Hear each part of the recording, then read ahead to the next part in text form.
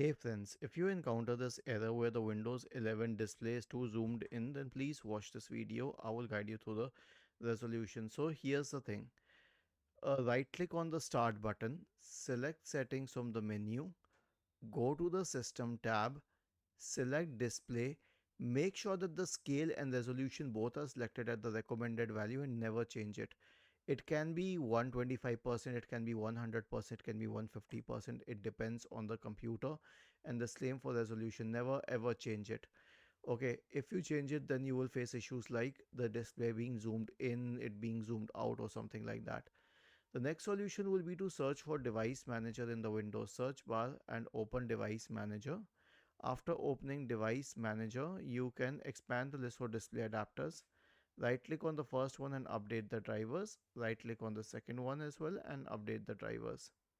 Okay. And if this doesn't help, then you can perform a clean boot on your computer. So search for system configuration in the Windows search bar and open system configuration. Go to the services tab.